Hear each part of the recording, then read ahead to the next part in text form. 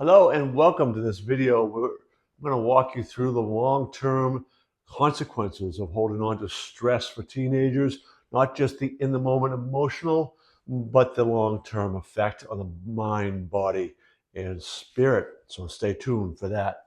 In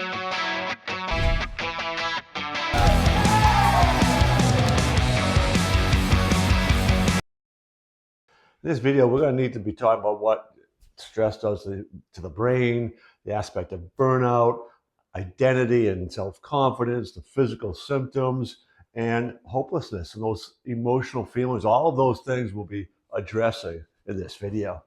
By now, from other videos, even really, it's becoming more common knowledge. There's a lot of press out there what stress is doing to the brain. Teenage brain in particular, because that's still developing.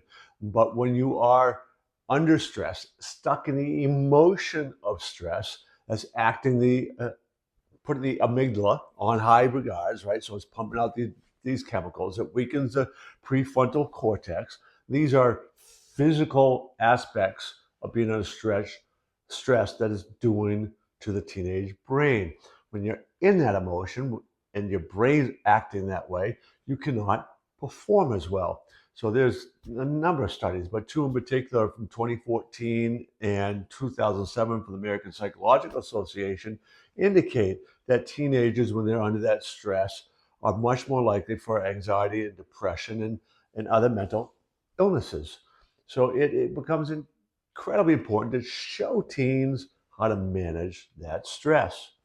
One aspect of this stress and holding on to this stress and constant living under stress is burnout. And burnout is this lack of motivation. You are just mentally fatigued, right? So when your body is under stress and it stays under stress and you go to school day after day and you're feeling all that stress, it wears you down physically, emotionally, spiritually. You don't want to participate anymore in this one particular activity or many activities. And particularly you used to enjoy it, right? So that would definitely be a kind of a red flag. You just can't, you just can't, right? You just can't do it anymore. It's that kind of feeling.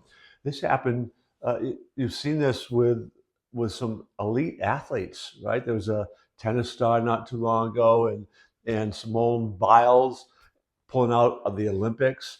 There was this idea of mental health. That's what she said she wanted to take care of. But the idea of burnout, she just couldn't perform at the level she needed to. And in gymnastics, you better be able to, or else you could get seriously hurt, right? So that's that idea of just the emotions got so much, the emotion of stress got so much, it wore her right down. And that's what burnout essentially is. You want to begin to think like a teenager for a moment. And if you are a teenager, really begin to understand that your identity is really forming. It starts forming at a very young age, right? But these teenage years, when you are really beginning to be even more aware of your peers and what other people are thinking, this is the whole idea. A lot of the stress creation problems and challenges with social media, that comparison trap, that's because teenagers are trying to form their identity while also looking at what their peers are doing. So it's a crucial time when you are in the emotion of stress and you aren't feeling good about your performance, your confidence begins to take a hit. Your identity, you might begin to say, oh, this person, social comparisons, better than me, doing better. And that can begin to shape what you think about yourself in certain areas of your life.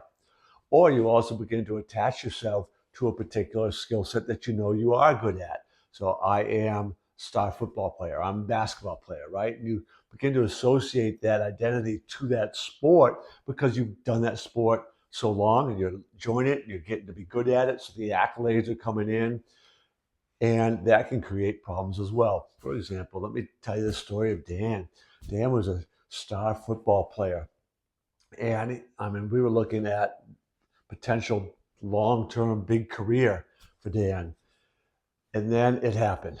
In a game, he got hit and hit really hard. There's a receiver coming across the middle. bam, he had severe head injury. He actually lost he had nerve damage on his shoulder and arm. He tore some muscles and nerves in his arm. The recovery was long, slow, painful. He had been actually paralyzed partially on one side. Well, Dan's identity was so caught up into being a football player, a football star, that when he lost that because he couldn't play anymore, he began to feel depressed and anxious, and depression really was a major enemy of his that he had to deal with. And this all, again, it's the stress that's coming from not being who you once had identified being. One of the things as a parent you'd want to be looking for, paying attention to, would be physical symptoms of stress. Things like stomach aches, upset stomach, headaches, tired, sleeping a lot. These are common symptoms of stress overload, being stuck in that emotion of stress. And the body's beginning to respond through these signals, right? Headaches, the stomach aches, sleepiness. There's a number of them. Those are three major ones, big ones. So if you are a parent, you begin to see those escalating, happening more frequently or more intensely, that would be a red flag to begin to check out how they are handling stress, how they are processing that stress, right? Again, it's not so much the external as much as the internal. We want to be aware of that. Now, when I say that, I also want to make sure I don't de-emphasize the fact that some teenagers, adults included, take on more than they could fill in their time cup. And that puts them in stress. And they don't know how to say no. So there's a whole lot on their plate that they just can't manage well because it's overflowing. Their time cup's overflowing. So that would be something to look at to help as well. But inevitably, it leads to stress. So all of this leads to the more serious challenges, and that is some serious mental health challenges, including suicidal ideation. This is a growing problem. In 2023, according to the CDC, right, government statistics from surveys and all, 22% of teenagers considered taking their own life. That is a shockingly high number, and it's been growing. It is related to how they feel about themselves, and stress is tied into that. All of this stuff can come right back to what I talked to you all about over and over and over again. It's the mindset, right? It's how they interpret everything. It's how they handle the stress. What skills they have to deal with the stress. When you think of stress differently than allowing that negative thought to hurt your identity, your self-confidence, to wear the emotions instead of let go of the emotion. When you do all that, keep it in, it leads to challenges. And I know this because I know this is what happened to my wife. So never mind teenagers. She held on to the stress. She was hiding it in there. I didn't see my kids. We didn't really see all those symptoms that maybe we could have or should have. And it led to cancer, and the cancer that took her life. And there's no doubt in my mind it was the stress that triggered the cancer. We just finished up yet another video with this whole theme of teenage and stress, and it's such an important topic. I encourage you to subscribe to our channel, check out the other videos, not just on this topic, but other ones as well.